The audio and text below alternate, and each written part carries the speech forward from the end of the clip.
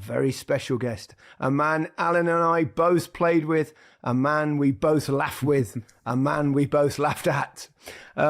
He was one of the greatest players of his generation, or any generation. Brilliant on the pitch and a genuine superstar off it. He is the one and only, the inimitable Paul Gascoigne. Gazza, welcome.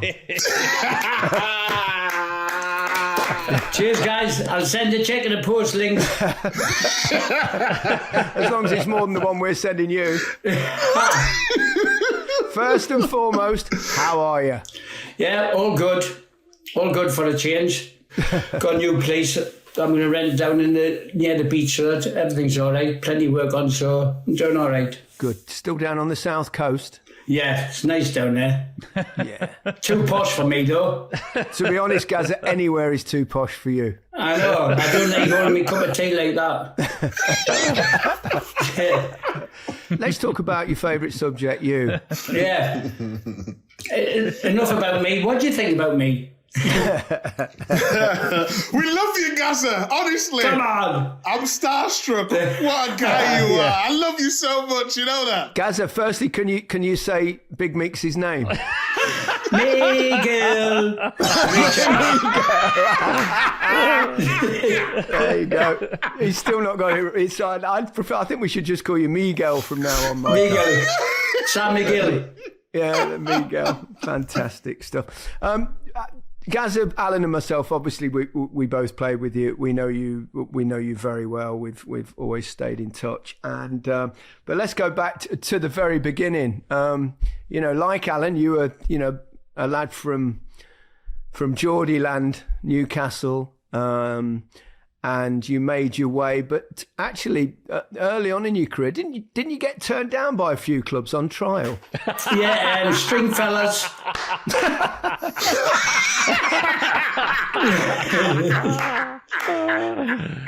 There's a couple of clubs in for us. I remember doing England trials under 16s and that, and it was 3 15-minute games. And I played in the last 10 minutes of the third game. I scored a hat-trick and still didn't get picked, but that I was a bit upset by that. Obviously, I was at Ipswich, I was 12, and then I was with Alan, I went to them with Horsehead, Laurie McMenemy. Did some trials with him. But then, obviously, I remember the first game, one of the first games was against, at Southampton. It was funny because I walked off the pitch and I put my arm around and I says, one day you're going to be a great player. He's more than a great player, God almighty. Even you get it wrong sometimes, Gazza. I know. Yeah. Can you remember playing against him when he was young, Alan? I can remember the emerging Paul Gascoigne. I remember Gazza. How can you not remember Gazza being this young, mad, crazy Geordie who had all the ability in the world? How many times have we heard that and seen that yet? Players don't go on to fulfill their potential, but I think it's fair to say you did. You did so with great ease, really. What was it? What was it like when you got into that Newcastle team? Because it was crazy, wasn't it? Because Gazza Mania was just starting, and the word was out about this special young kid. Yeah, I used to wear. I remember when I first started, and I remember I used to pay like 10 pence on the bus. I used to sit on the bus going to the match with the fans, and then obviously play the game, and then jump back on the bus after the game and go back home. It was only 5 pence transfer. I could afford it then. But then obviously I had Arthur Cox was was manager at the time when I was there as apprentice, and that he was a tough guy, and I used to clean Keegan's boots, which he still never paid us for. And then obviously when I was given the opportunity, my ambition was, obviously I was ball, but I remember being ball boy once for Newcastle and that, and then I was I always wanted to score the Gallagher. That was my main thing, and when I first scored the goal at the Gallagher, the feeling was unbelievable, so and obviously I got to play with legs of Peter Beasley and that.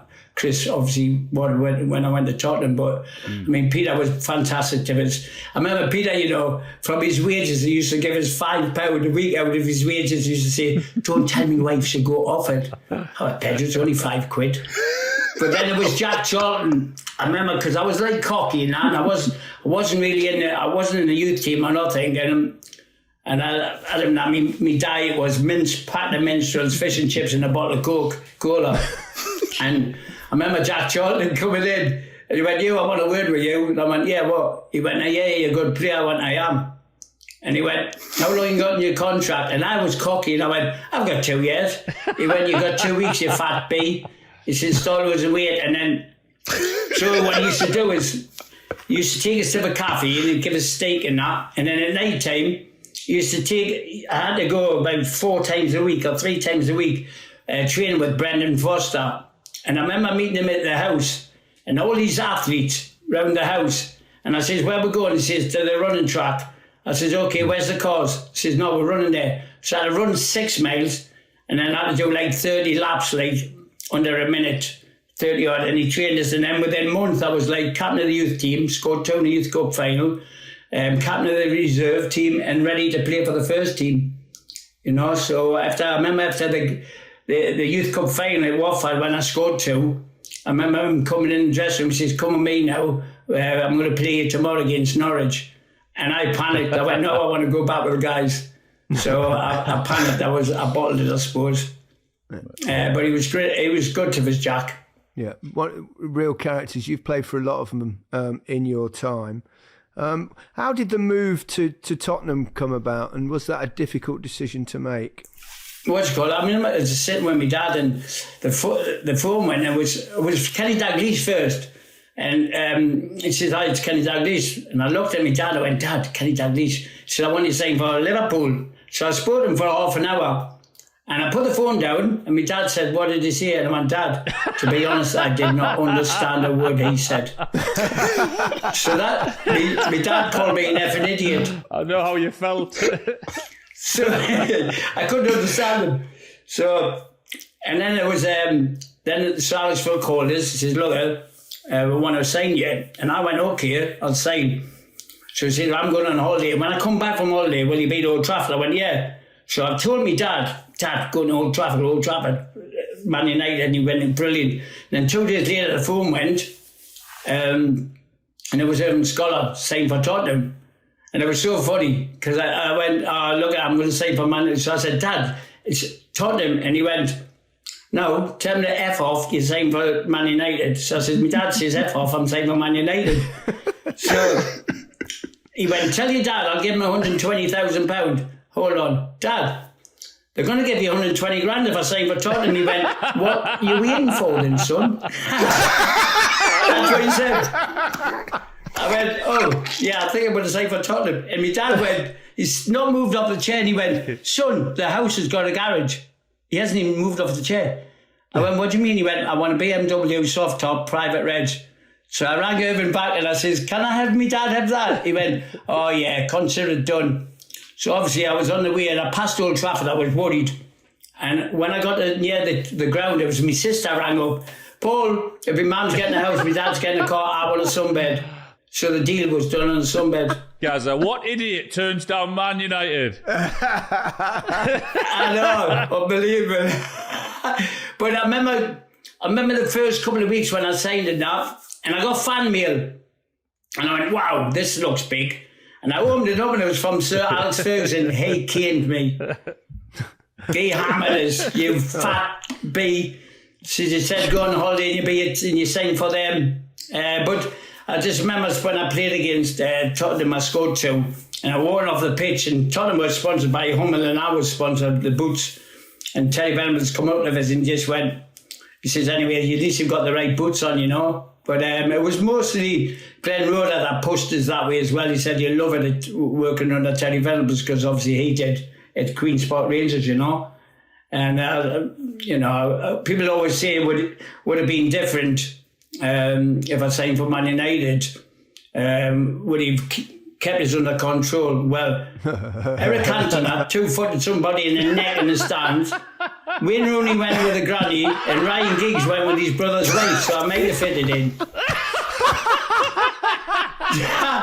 Micah's on the floor. Where are you, Micah? Are you still around?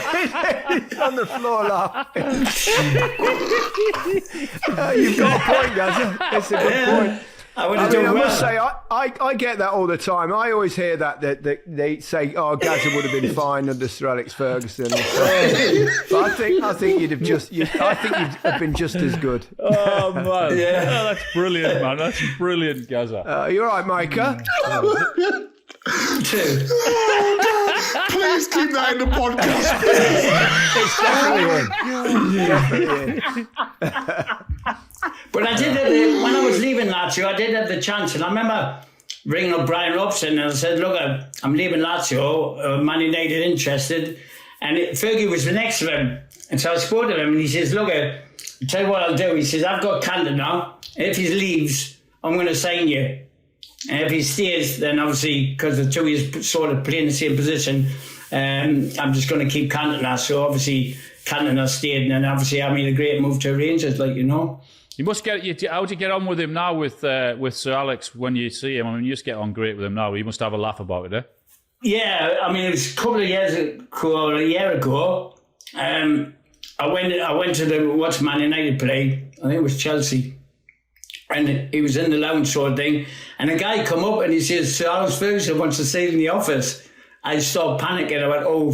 Now, when he's office, he still give us a bollocking.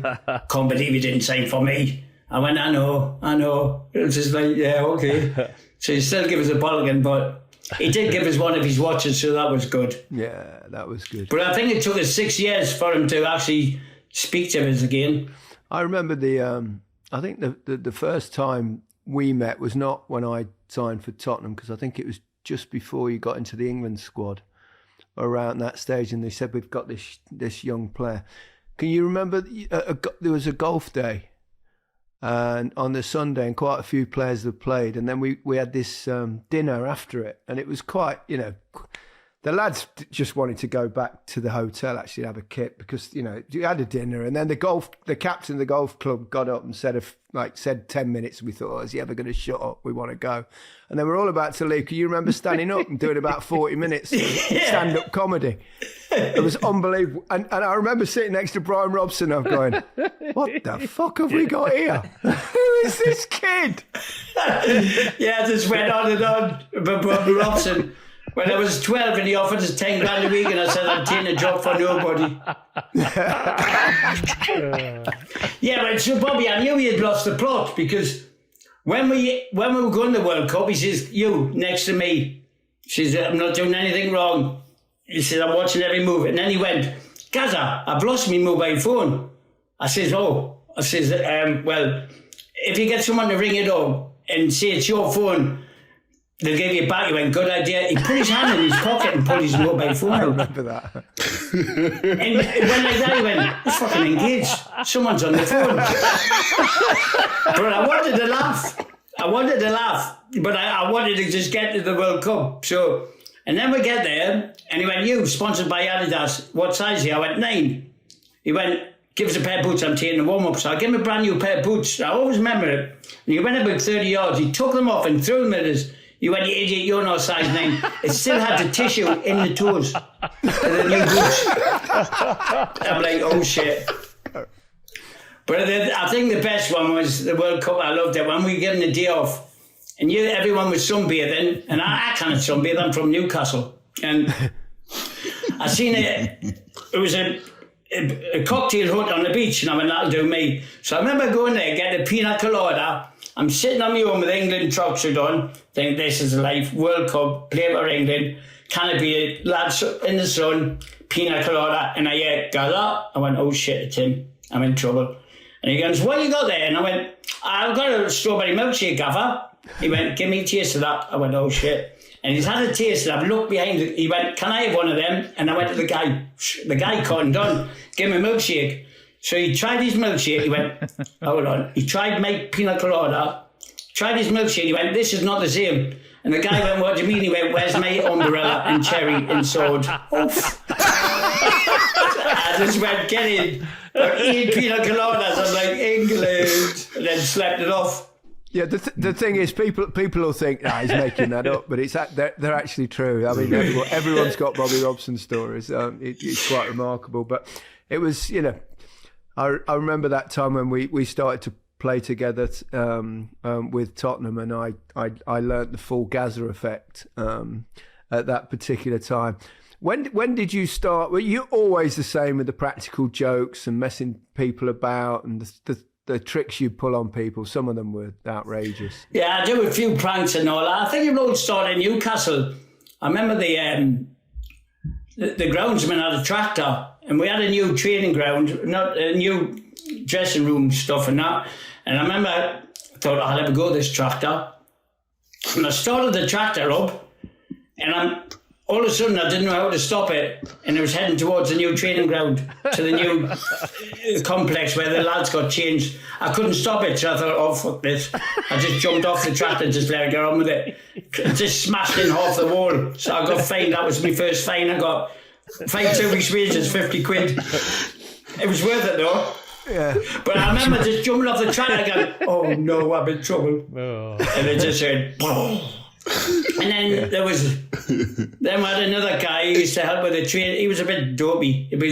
He helped with the groundsman, and he always thought he was a good player. And I said, go on and let's see how good you are heading the ball. And I threw a normal ball up, and he headed it. I went, come on, you can do better. And I picked up a medicine ball. I says, head that. And I threw it, and honestly, nearly broke his neck.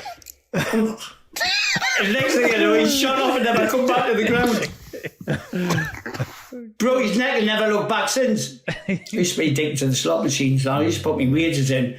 And once there was a slot machine near the training ground, and I spent my last penny in there. And I remember it was like in May or June. And I thought, shit, how am I going to get home? I'm the only person that went carol singing in June. I made enough money to get it back.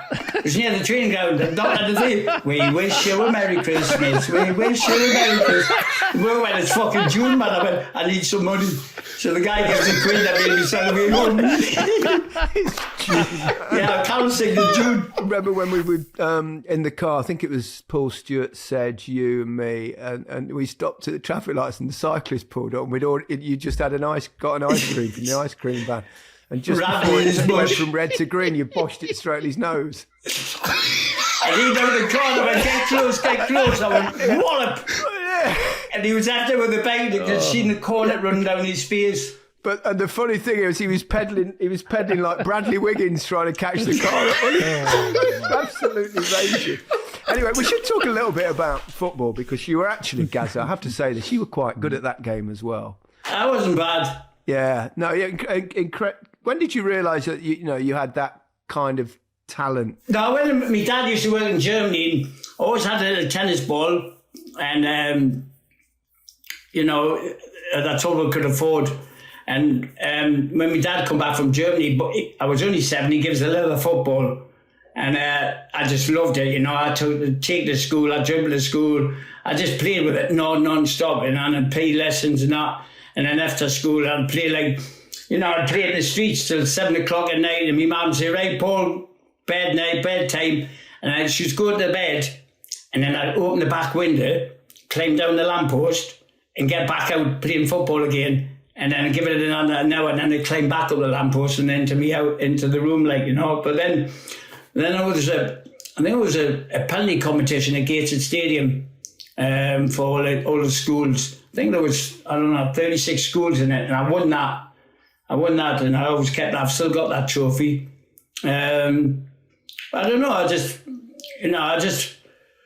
was just training in Newcastle once, and I didn't think I was doing all right, and then I just did something in training, and I thought, wow. And then I obviously watched the Johan Cruyff turn, so I went out, I used to go out and just hit that turn, which I mastered that. And I don't know, wherever there was football, I wanted to be involved I just loved it. I would say you talk there, it's quite interesting, because you talk there about how you used to play on the streets, and I used to be messing around with the ball all the time. That's actually how you played your game right throughout your career, though, wasn't it, in many ways? Yeah. I mean, I've never seen anyone have such fun on the football pitch. Genuinely, though. Yeah, I loved it. I mean, I joked in the dressing room and all that, and I think that was my way of just taking pressure off myself, Yeah. Like I said, I wasn't bothered who I was up against or what team I was against, I just knew I had the ability to do well, you know. All I had to do, you know, and if I wasn't playing well, as long as I put in 100% for the rest of the guys, because I know how hard they work. But and then a few midfield players say, look, if you're struggling, just give us the ball and not keep a hold of it for 10 minutes. Give us a little bit of a rest. Used to wind them up with that. But no, I don't know. I just, you know, sometimes when I played in that, it was only till I watched Match of the Day to see how I did. And thought, God, how did I do that, you know? So some of the stuff I didn't know what I was doing, but it seemed to work for us, like, you know. You mentioned pressure there, Gazza, and taking pressure off yourself.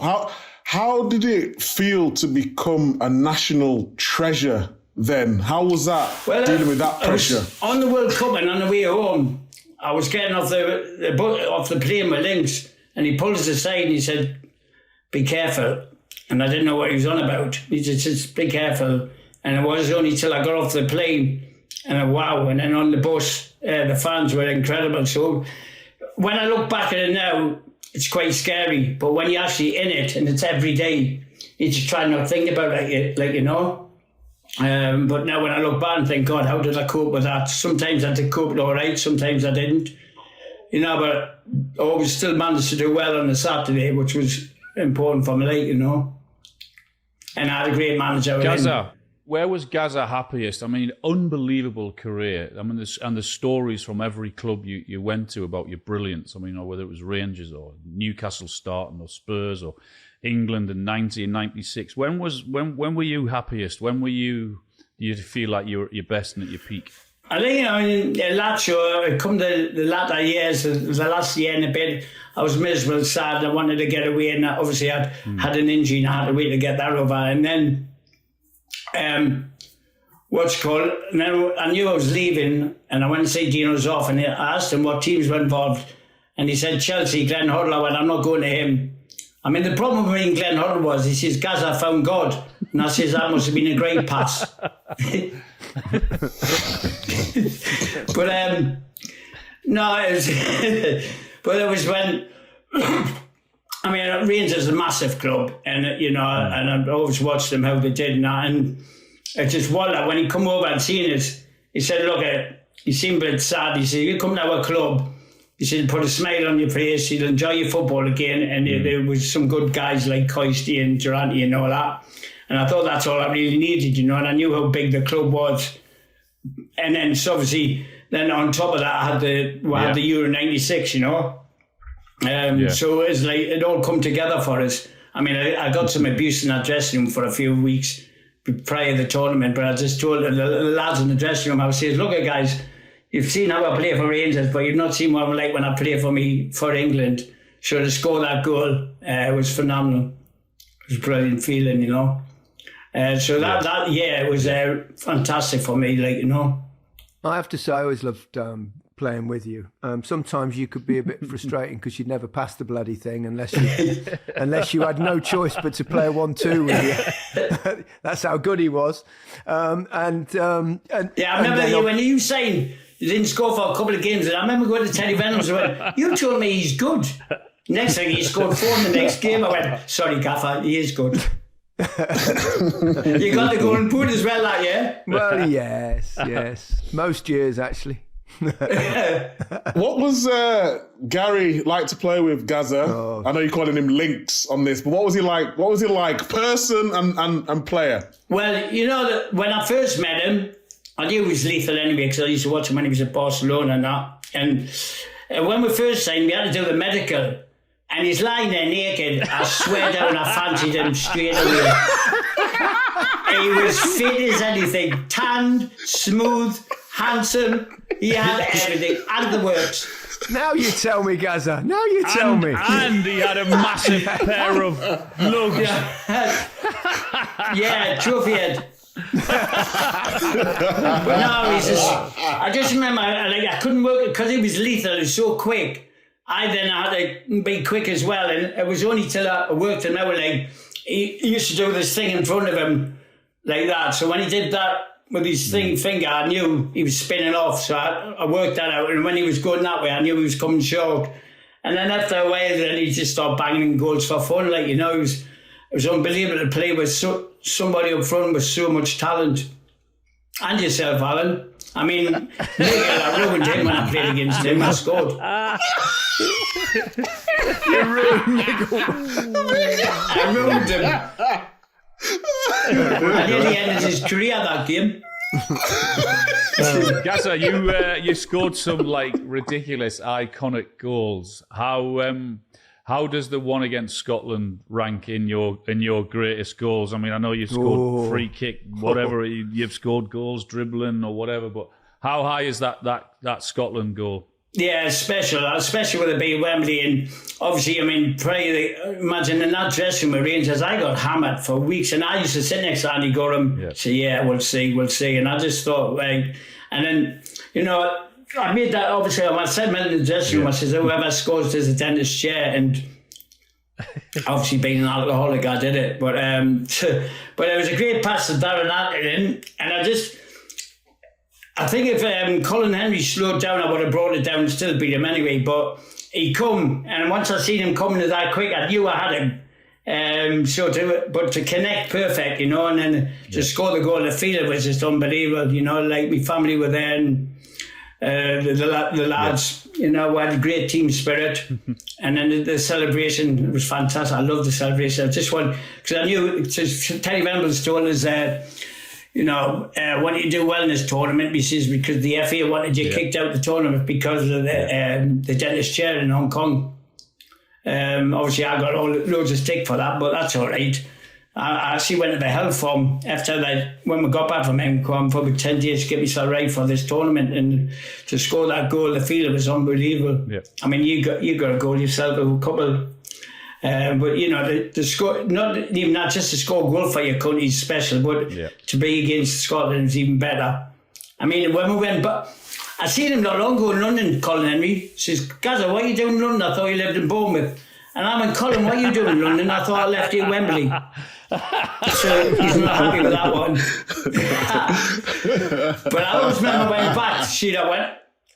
I went back to Rangers, that celebration was double page spread.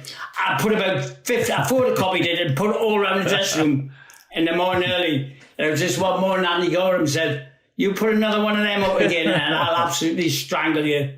So I went, okay, I won't do it, I swear. I went in the dressing room bit, I got a mop, pretend it was Colin Henry, flicked the ball over the mop and volleyed it past Andy Gorham. He chased us all around the ground, he was going to kill us.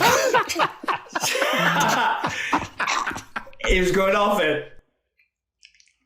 But yeah, that was special. You know, I loved that. Great feeling as well.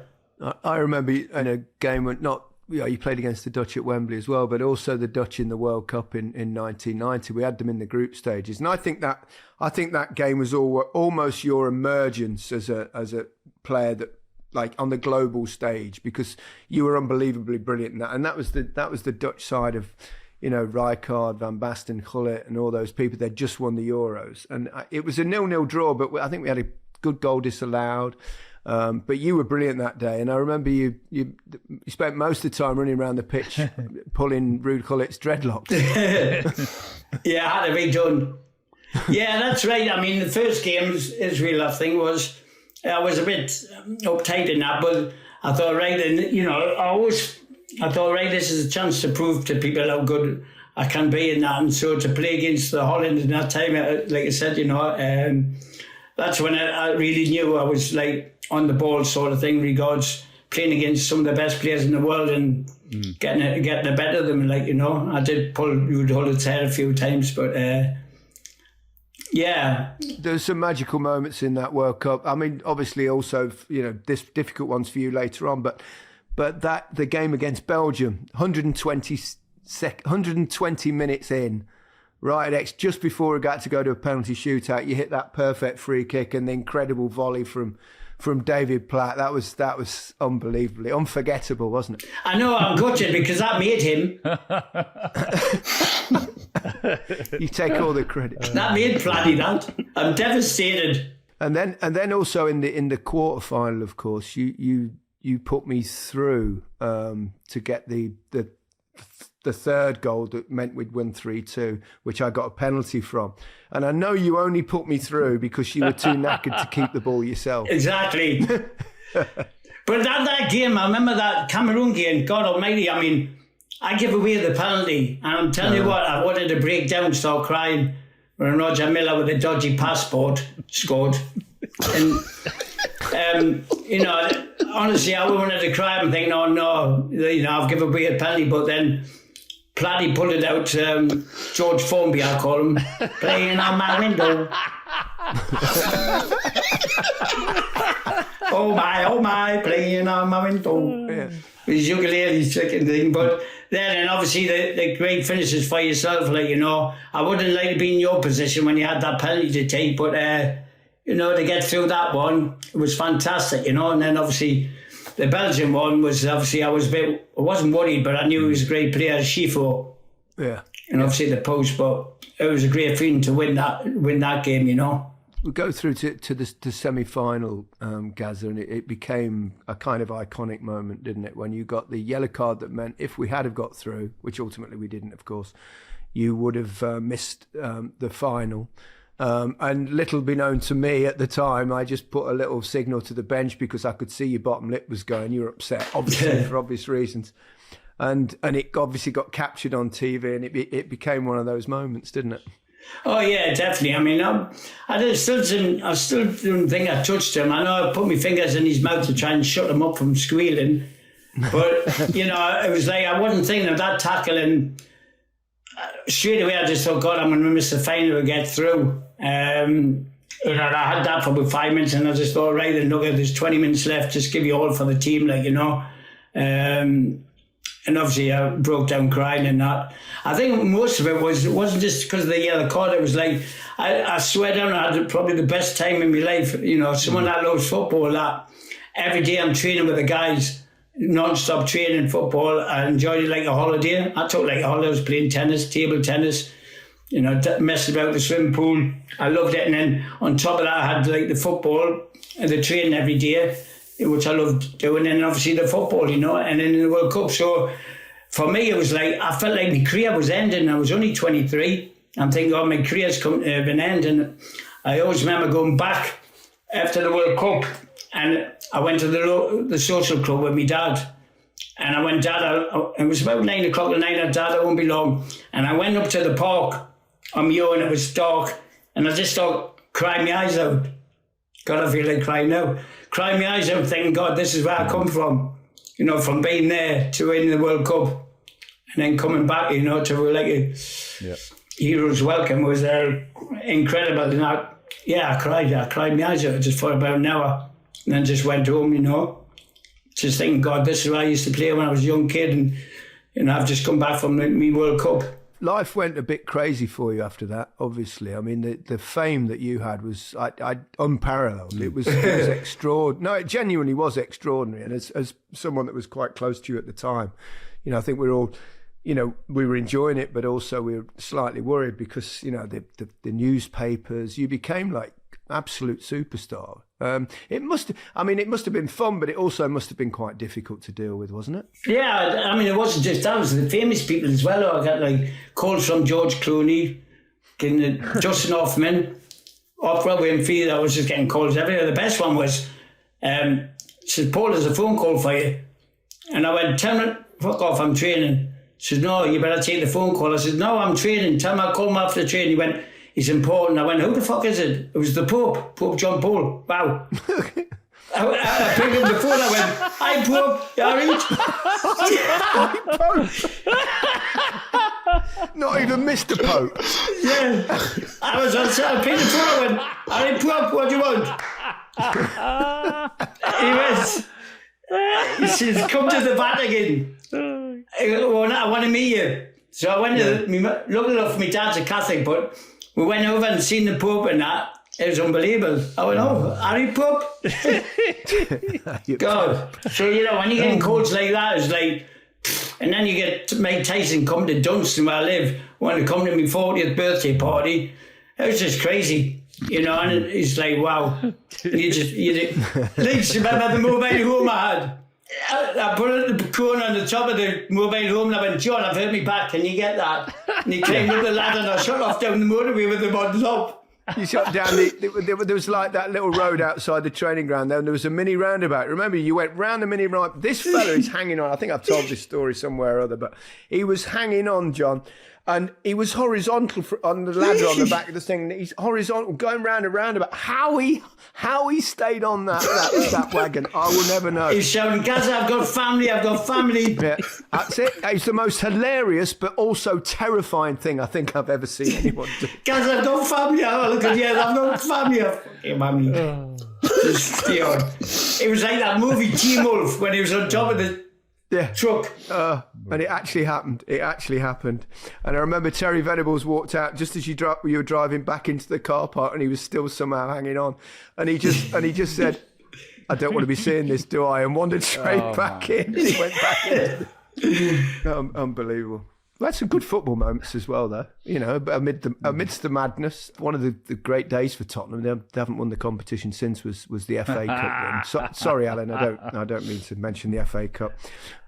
And you came out. Why were you so hyped up on the start? I know you were always a bit hypey, but my dream wasn't the World Cup. My dream was I always wanted to walk up them steps. Always, you know, as a young kid watching Match of the Day, and when you were at Everton, you know, on the coach, having a laugh, going to the game and relaxing and all that, and then walking on the pitch with your suits on and all that.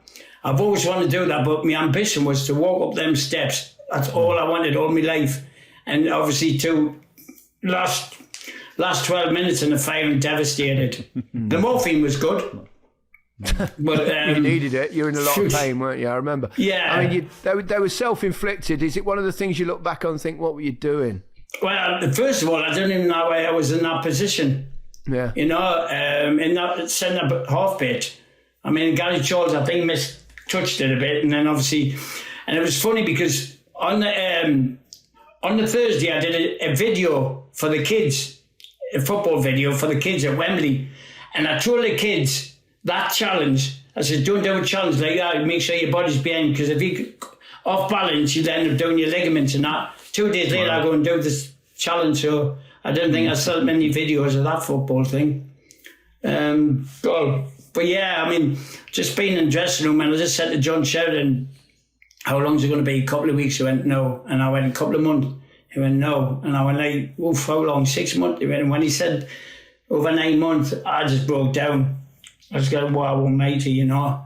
Credit to the surgeon, Mr. Browett, he did a great job, like, you know, because I know a lot of people didn't come back from that, so I was fortunate. And then obviously to break my kneecapping off, that was a bit of a nightmare. And then obviously getting back through that, you know, and then she made the move to Lazio. So I was fortunate. He was the surgeon. The operations went really well, you know. I was in that game. Obviously, you were taken straight to hospital, and I remember. And you were so important to our cup run that season. You dragged us through a couple of games, particularly I think was it Portsmouth away. You scored a couple of goals, and you got us basically there. And that incredible free kick, of course, against Arsenal in the semi-final, which was memorable.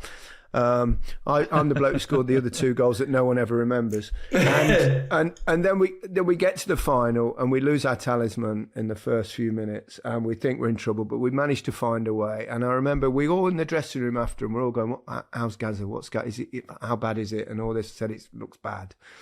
And I remember, which is very unusual, I would imagine, but because we got things planned. But Terry Venables said, "Right, everyone on the coach, we're going to the hospital to see Gazza." You remember we all came in. We all came in to see you in that hospital with the FA Cup, I hasten to add. I was trying to keep it together and that, and I was just like, I knew he was going to have a party. I just remember saying to Mr. Broward, just plaster me up, I want to go to the party. I just want to go to the party. And he said, no, he looked at your career. And then, I just tried to weather the storm and think, right, and just get the operation done. And I was okay, and then all of a sudden you all come in. And that just killed us, that. It was a great gesture, but for me, it's like, God, I just wanted to be with this, Yeah. Like I said, I've been all season with years, that great cup run, and then the final, and it's funny because I listened to Paul Stewart's goal and your goal in the ambulance. So it was a nightmare sitting in the ambulance And then, I happened to listen on the radio, and Stewie scored. And then obviously the hospital. But when he's come in, it was like I held it together. But when he's left, I couldn't stop crying. I just remember saying to the doctor, just give us a couple of sleeping tablets. I just want to sleep. But then, I remember being in the hospital. It was funny because my mum and dad obviously went to the final, and I had my cup final medal on the drawer, and then Lazio come and seen us. And they gave us a solid gold watch with Lazio, Paul Gascoigne on the back. It must be worth a fortune. So I've got the medal there and the watch. And my mum and dad's sitting there. I know what they're like, especially my dad. And I went, right, look, I'm going down for the operation now. You go on, just go home. No, we'll wait till you go down. And I went, no, just go on, go now. I don't want you to see us like this. Well, no, we'll wait till you get to sleep. So obviously I went to sleep, had the operation. When I woke up, the medal and the watch had gone. Them two, the Gascoignes. My mum stole the medal and my dad took the watch. I was gutted.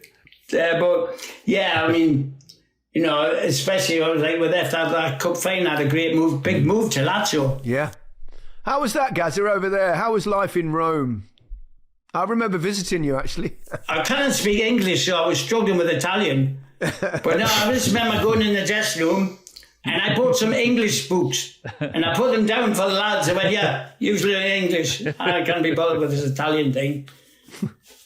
I think I had one lesson, and I just asked the woman, how do you say it? Fuck off. All the bad words. Yeah. And so I got to know them very quickly. Of course you did. And I did do a couple of pranks. One was, remember, sometimes train twice a day, so I did the train session in the morning, and I'm in the villa, and I hear it. I thought, oh, what's that? And I looked over, it was like a snake about that big. So I stunned it a little bit and put it in the bag. And I remember going to the training ground, right?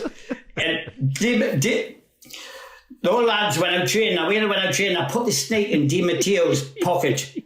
And I was still half sedated a bit. And after training, I went, Dio, I says, I've left me money in the house. You haven't got any money on you, have you? I borrowed till the money. I went, yeah. I've never seen someone jump so fucking high in my life. Hey, shit yourself. Can I just say, no snakes were harmed in the making of this podcast. How tough was we spoken about 96 and how great it was and the 90 World Cup and everything that went with that. How tough and hard was it when you weren't in the 98 squad? Took us a year to get over that, destroyed us. I know it was the photo with Chris Evans and that, but I was told 5 or 6 of the players were out in Seoul till it's 5 a.m. But, when it comes, all right, in training or you think you're not doing anything, but I suppose if I went to the World Cup, I would have been all right, but I was told anyway by Terry Venables and Walter Smith prior to that tournament, he says, be careful what you do because he'd be trying to make a name for himself. But that, I remember not making it, and I remember being on the aeroplane, crying my eyes out and going back to my ex-wives, and it took us about a year. I remember the next year I rang Brian and Robson up, and I just told him, I said, what am I going to do? I said, I'm just distraught. It absolutely destroyed us. And not knowing that, the World Cup 1990 was the only World Cup I played in. But yeah, it took about a year to get over that. How did you break the news? Is the incident obviously that talked about you smashed up the room? Is that true? Yeah. It was wall in the lane. I don't know why we're in the lane, and I'm saying, what's this lane for? He says, we'll go more and get if you're going in the World Cup or not. And I was at the back, so, and then I went to see. I went in where a couple of coaches were in Glen Road. I was there, and I walked in just to talk to them, and Glenn Hodder was in another room, and I looked at Glenn Road and I seen tears in his eyes. I knew straight away then. I didn't give a shit. I just ran straight to his room and obviously filling out the shit himself. He ran out the room and then I just started smashing up the room. Started kicking everything and just said, you're a fucking joke and that. And obviously lost it. I think we've got that Malaga, the wine bar there, they've got some of the parts of the room on display as memorabilia. I remember it well. Yeah, I remember it well. I smashed his room up, went off it. But it took us a year. Yeah. What did Glenn Hoddle say to you? Did he tell you why? I didn't. In fact, I didn't really give him a chance. I just knew through Glenn Roda, and I just remember going in, as I said, I'm not fucking going to the World Cup. He says, look, I don't think you're right in the head and that to go to the World Cup. So I've decided, I'm not going to pick you in the squad. So I smashed his room up a bit and then just got me stuff ready and went to the airport, But yeah, it was the first, imagine, because when I went back, it's not as if it's not as if you get kicked out of the World Cup and then you go back and then you just can chill out or whatever and think, okay, but no, I went back to fucking mayhem. There was fresh TV cameras outside the house, loads of them outside the shelves. There was photographers. I got followed everywhere. I thought, get away on this. I went away to Florida on holiday. Miami it was. I got followed there. They were staying in hotel rooms next to us. Yeah. So I just couldn't get away from it. So it was, when you try and forget about stuff and then it's constantly in the papers, saying why I got kicked out or this and that. So, did you ever back then, Gazza, seek any help for your mental health? Because obviously life was a roller coaster with things like that going on, and you've been very open about your addiction problems. Did you? Because in the modern game, I think you'd have, that clubs would have helped you on that side of things a lot more, and people talk openly about it. What would you say on a serious issue here, obviously with mental health? Regards to drinking, that went really bad. I just felt I couldn't even get drunk anymore, and I'd become a sad drunk. I'd go to rehab, and I'd do well for once. I did well for about 4 years and that, and then I just, I just press I call it the fuck it button, and I press that, and then next thing I know, I'm deep in the shit again. So, things weren't going too well, and then I tried to sort myself out again. The best one was, when I packed in playing, I had enough of that, and it was so funny, because I said to my dad, I said, I'm going to get fit, I want to get playing again, and the phone went, because my dad went, you've got to get yourself sorted out, and he went mad with this. Obviously sectioned us for 11 days. That was horrible.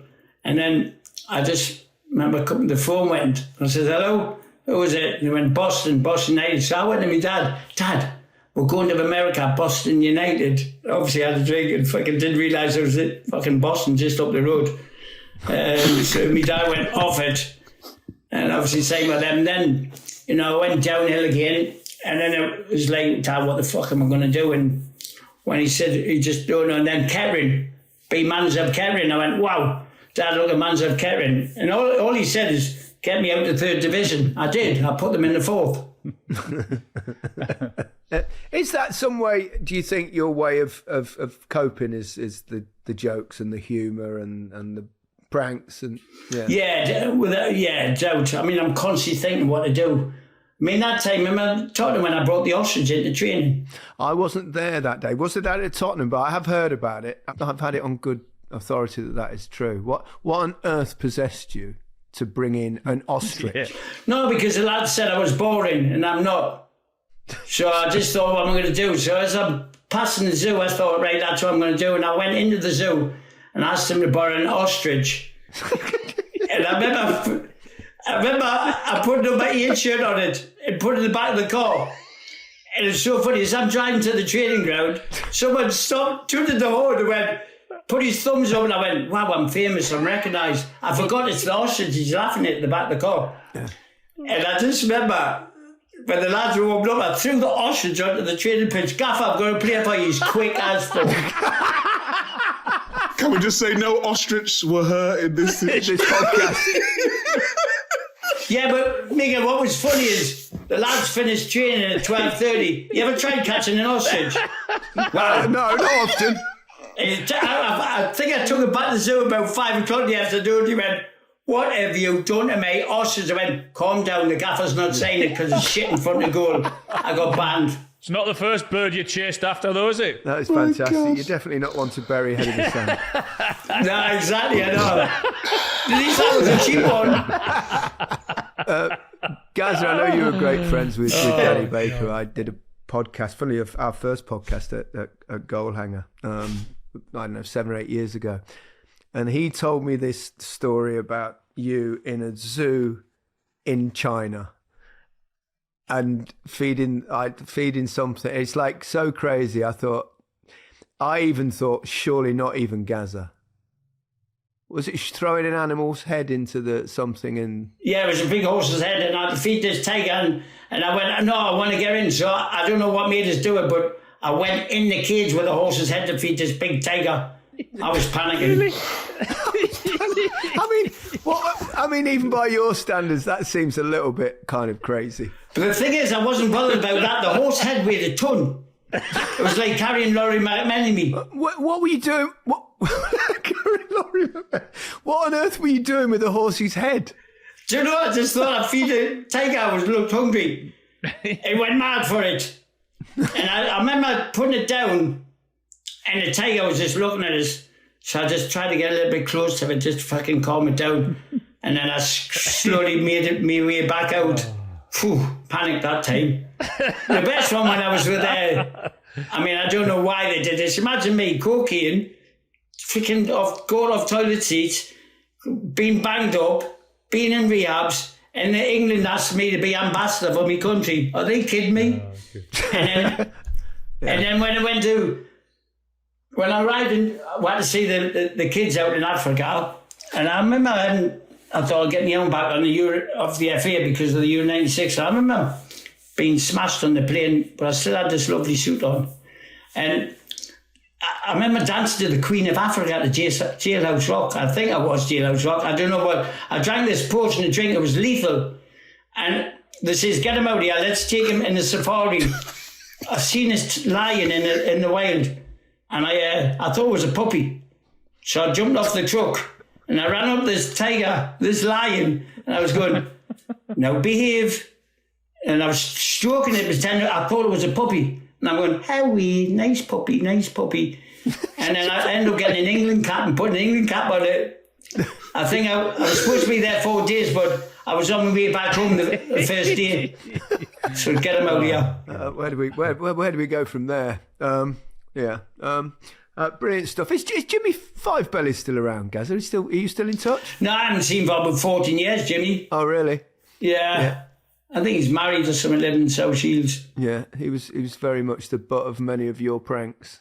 I know. Last time I see him, he says he's got some fluff stuck in his belly button. When he pulled it out, it was a continental quilt.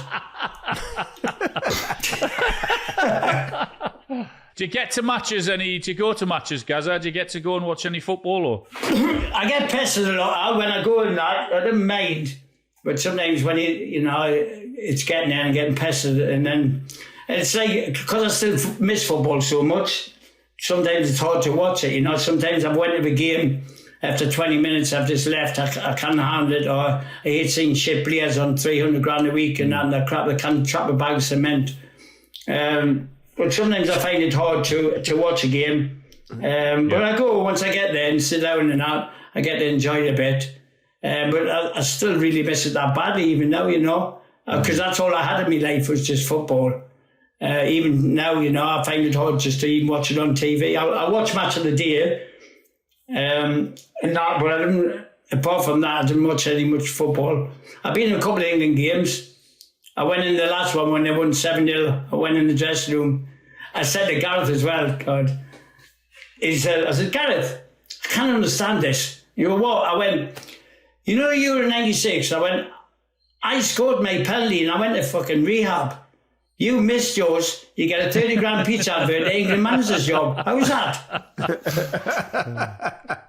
And he's like, Gazza, don't tell anyone. I went half the country now. Because when we sat together watching the England game recently, when there was a tribute to the brilliant Terry Venables, I sort of looked at you and you're still kicking every ball, aren't you? Oh yeah, definitely, without a doubt. When I go in, it's like when I'm watching the game, I'm like, oh, you should have did that. I'm like, I would have done that. Or I would have had him 1-2 on that one. So I'm actually talking through the game. I'm actually playing it in my own head, what I would have done if I was in that position and stuff. I miss it. Because the World Cup, I had a great time in the World Cup, and I was with unbelievable players. And then I had the opportunity in the Euro 96 to play with absolutely fantastic players as well, For me, it's like getting beat off Germany twice on penalties in both semi-finals. It was a nightmare. But, the tournaments, 1990, 96, that's, like I said, a lot of people can take stuff from us as much as they want, but the two things they can't take it from us is the 1990 tournament and 1996 tournament. They can't take that away from us. Gazza, who's your favourite England player now of this current crop? Well, I only know a couple. Got the most ability. I like Grealish because he always wants to be on the ball.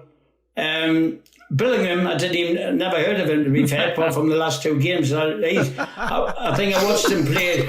Honestly, I did an interview and just said, "What do you think of Billingham and who's he?" And that was only a few weeks ago. So I didn't know, but I seen him play in Real Madrid and he was quality when he played for them. So he's good. I like, obviously I like Rashford. I just wish he'd smile now and again.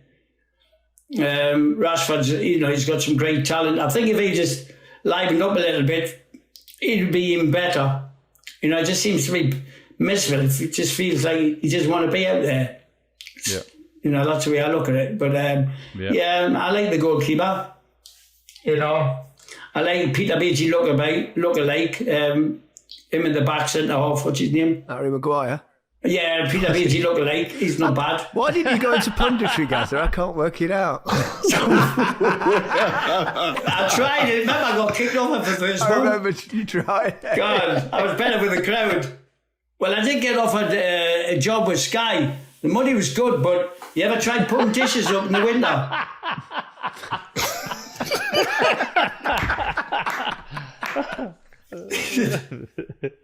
Few questions. Brilliant. People want to know about you, relationship, particularly with probably Bobby Robson and Terry Venables.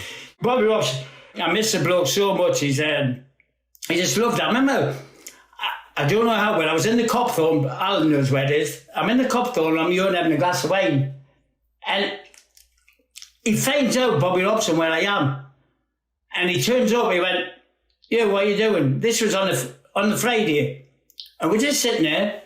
And I went, "Nothing." He went, "Okay, get your passport." I said, "What for?" He says, "Me and you are going to watch Southampton play." So the next minute, I'm going from the Copthorne, I'm on the aeroplane with Bobby Robson. I'm thinking, God almighty, I'm with the manager, Eagle manager, yeah? So we get to Southampton, watch the game. He has a glass of champagne. He gave me Diet Coke. I was laughing. And then obviously, I watched the game. Peter Crouch was playing for Southampton. I remember he got man of the match, Peter Crouch. And I went and presented the award. Bobby Robson went, "Go and give him the award." I remember giving him the award and I went, "Crouchy, when you make it as a decent player and you make some money, buy yourself a new suit," because his trouser legs were half of his calves. And then we get back on the plane. We stayed overnight. We get back on the plane and for some reason I went, "Let's go to the Copthorne with Gascoigne." He went, "No, come with me." So I went, "Where?" And he took us to the new training ground. And there was only me and him there. And this was on a Sunday, and he went, see this, I built this, I got all this. And he started shouting at me for no reason. He went, and he sacked me. This is ridiculous. Next thing I know, he took all his clothes off. He's having a shower, bollock naked. So I thought I'll join him with him. So now me and Bobby Robson is in the training ground, having a bollock naked, having a shower, and I'm looking at him going, fucking hell. 2 days ago, I was at Copthorne and Gascoigne. Now I'm having the bollock naked, having a shower with the gaffer, Bobby Robson. Yeah, he's unbelievable. Yeah, so, and then it got to the stage where if a guy come up to me, a stranger, I just automatically just say, "Tell Sir Bobby I'm all right." Yeah. And so he just sent people looking for wherever I was in Newcastle. But Terry Venables, he was special. I remember once when he says behaving, his dad had a pub. Fred, he had a pub where I stayed in the hotel. He had to stay in the hotel, but he signed for a club until he found a place. And I remember his dad had a pub about 500 yards away. And he used to say, no one ever got it, he used to sit with the best. And I thought, I'll go and see his dad. And I go around and I'm sitting with his dad. "Oh yeah, Fred, nice to meet you," and all that. And I hear a noise of a pheasant. And I got excited. I went, "Ooh, pheasant." I shoot. He went, "Leave that pheasant alone." He says, "I've had that pet pheasant for years." And I went, "Yeah, I won't touch it." The next morning, I get my rifle and I go and pop the pheasant. What? Right? Put it into the gun bag and not forget that the pheasant was hanging out the gun bag, and I've creeped through the car park, took it back to the hotel, And I went, cook that for us. And then I go and train it the next day. And tell your members, like, Gazza, I want to work with you. What? Where's me dad's fucking pheasant? I went, Eddie Gaffer. He went off and he went, that's his pet pheasant. He's had it for years and you went and shot it.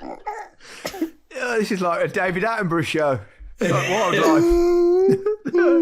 I remember you used to bring in that air rifle, training and stuff. Oh, honestly. Yeah, Blue Steven sent his car up, didn't he? The back window. Popped that out. Because he kept on bragging about his sponsored car and he kept going on and on. So I just got me gun out and just blew his back window out. Bang! Have some of that. I remember when you shot Jimmy Five Bellies in the arse from about 30 yards. Yeah, I was bored. So I just say, I give him some money and let me shoot him up his arse. I think he ended up his arse was like a watering can. I mean, I'm sure people will think we're making this up, but I can assure you these things actually did happen. Yes, absolutely incredible. Who's the best player you ever played with? I used obviously with quality. The other one, Micah, I ruined him. But used to absolutely different class, you know, unbelievable. But, you know, for me, it's like, I remember I played against him the very first time. And I was playing Robson. And he scored a penalty against us when I was playing with Newcastle. And I remember him walking past us and I just went, great penalty, Brian. I was in awe of him and he just went, you fucking nugget. And so if I him, and then obviously when I maybe debuted for England, you know, he said to us, look, don't go for any of the challenges. He says, I'll take the knocks and I'm coming to the end of my career now. Or any of the balls in the air, I'll take the cuts and bruises and stitches for you. I mean, I wish I had took notice of him because 36 operations later, he was right.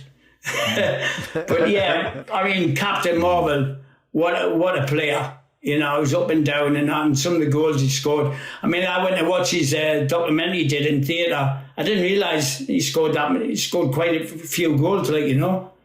Just phenomenal player. I mean, I call him dog shit because when he played, he was everywhere. But yeah, great captain, you know. I played with Alan, great captain, yourself, you know, great players. And I was fortunate, you know, to play with you too. And obviously with Brian Robson. So I got to, you know, had the chance to play with quality players. So I was quite fortunate, you know. What do you look back as the absolute highlight? I know you've talked a lot about 90 and 96. What were the absolute highlights of your career for you personally? The great moments? I mean, none of the press gave me seconds here. I didn't do well or whatever. I could have been better. I went to every club I went to. I was the highest transferred player until that fella come along, went for 15 million and took it away from it. But no, I think the highlight of my career was, you know, one was like, when I went to Scotland, I mean, the press said I wouldn't do well up there. I played blindfolded up there. Jesus Christ. I remember I played once, the kid was going to get the better of us. I scored 2 against him, 1-2-1. And I remember after the game, I went into the dressing room, took my boots off, given them, says, one day you fucking play like that, and walked out. So I ruined him. But, you know, when they said to score the hat-trick, you know, because I never really won a championship medal. The FA Cup final, I suppose only played like 12 minutes. So, you know, to score a hat-trick to win the league for Rangers was an unbelievable feeling, you know. That was some highlight, you know. And I just remember going to collect all the awards. I won Players' Player, I won Sports Writer, I won Player of the Year. I cleaned up, you know, the first year. So, I know it's Rangers because, you know, we played with 18 internationals. I think that's the reason why we didn't really do well for Rangers in the Champions League is because, you know, imagine what minute you're playing against Kilmarnock and you're playing against Partick Thistle, and then next game Champions League you're playing against Ajax to adjust to play against them, and then next week against Ajax. So I think that's why we struggled as much as in the Champions League, you know. But I think, you know, Tottenham, Cyber Tottenham, I mean, the buzz was unbelievable. You know, not that, it was just like, obviously playing with yourself and playing with an unbelievable manager as in Terry Venables, like, you know. and we had a great bunch of lads. So, you know, I've had some good highlights, you know, playing in League Cup finals. I remember we were playing the Scottish Cup final, and I didn't have the best of first halves, and it was Archie Knox went, "Yo, have you had a drink?" I went, "No." He went, "Go and get one." I went, "Oh, brilliant." So I remember going in the director's box and I went, "Gives a treble brandy." I went, "That's nice, hold on, gives another couple." So I had 9 brandies. I went back to the dressing room and they went, "Have you had a drink?" I went, "Yeah, Gaffer." He went, "Get out there and do the business." I scored 2 in 10 minutes. I was fucking brilliant. And then it was rehab. Youngsters listening, that's not necessarily great advice. No, if they do like that, they've got potential. They've got potential. Brilliant stuff. Gaz, it's been an absolute delight talking to you. So much fun as always. Stay well, and I hope you're okay. Yeah, I'm all right. Yeah, I'm on the ball at the moment, so everything's going good. I got plenty of work on, so that's good. Just remember, we all love you. Yes. Yeah, I love you too, guys. You know, it's always nice to do these venues, all right, but, you know, to get to see the fans again and that. But, you know, as long as I stay on top of it, you know, I don't think about tomorrow. I just try and focus on today. You know, tomorrow's another day. I don't know what will happen tomorrow, but as long as I'm all right today. And it's good to see you all, guys, and especially Miguel. Miguel. That's going to stick now. That's sticking. I love you so much, you know that. Miguel. Absolute inspiration. What a guy. I'm so happy you're doing well. Yeah, cheers, absolute mate. pleasure for me. Yeah. Pleasure. Yeah, Gazza, thanks so much. Thank you. Cheers, guys. Keep in touch. Love you. I will do. Love you. Good See man. you later. Lots of love. Brilliant. Okay. You know what you've got to do here, Micah. There you go. That's it from us on this episode, a very special episode, I'm sure you agree, with the great Paul Gascoigne, Gazza. So, goodbye from me, Gaz. Bye, guys. Goodbye from me, Miguel. See you, Gazza. See you soon. See you, legend. See you, Gazza. Bye-bye. Bye. See you, bitch. Yeah. Bye.